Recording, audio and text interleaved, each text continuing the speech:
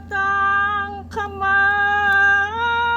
kong dalawa sa krus ay pariripa. Tutong at di sasala,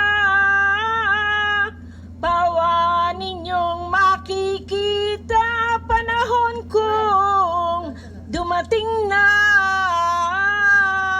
Kahimat aking sinaysay at sa inyo ay tinuran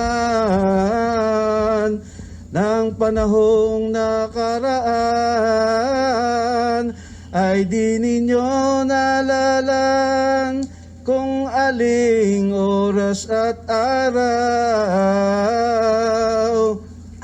At nang inyong ang makita ang araw na aking tita,